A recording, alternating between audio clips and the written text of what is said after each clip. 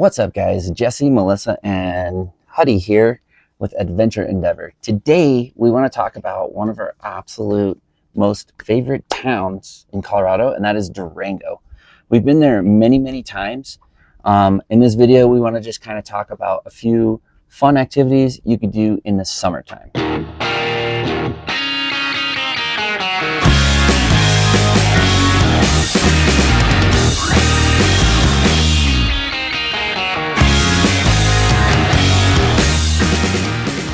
Choo-choos?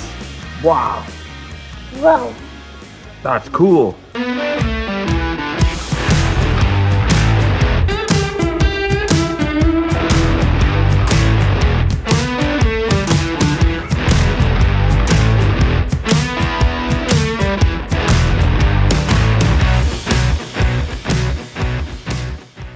Okay, these are going to be all activities that you can do pretty much right in the downtown area. So nothing like super active, so it's applicable and appropriate for people of like all physical capabilities. Mostly we're going to be talking about places that we ate and a couple of different places that we went. It was a little bit of a food tour of the town this time we were there.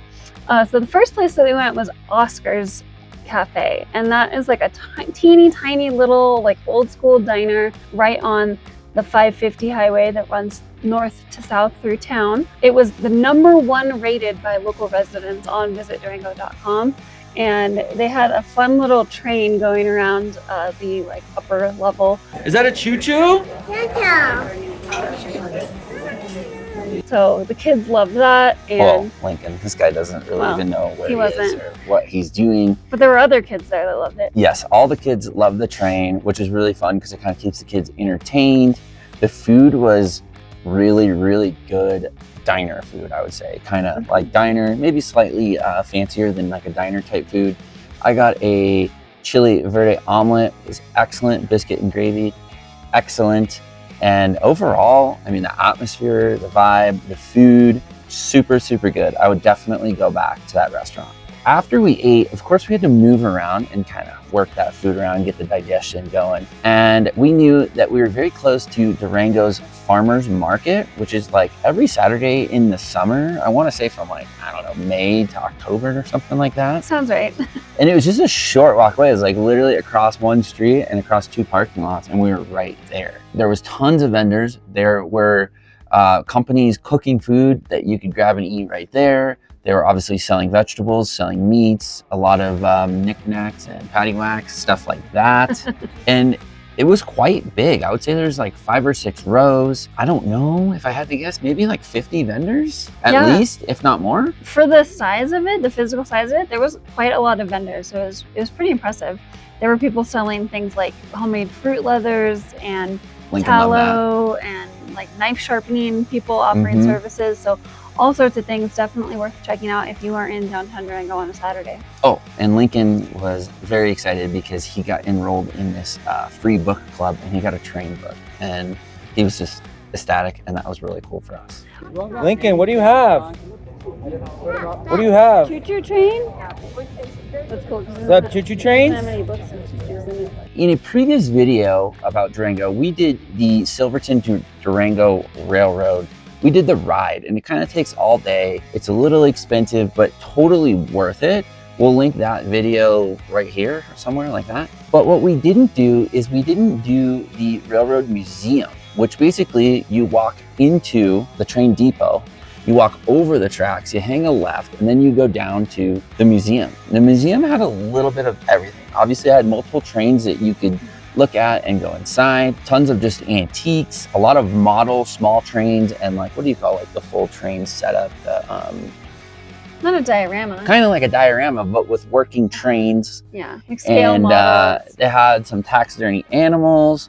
They old had cars, old boats, motorcycles, a lot of stuff from different wars. So it's kind of just like a big, like general American history type museum. They had a replica from that era. Yeah, they had a replica of the gun that was used to shoot Abraham Lincoln. So yeah, all sorts of stuff like that. Let's put it this way: mostly trains, but just a lot of interesting stuff in general. And that museum is 100% free, and it's at the very south end of downtown Durango, and it's totally worth it.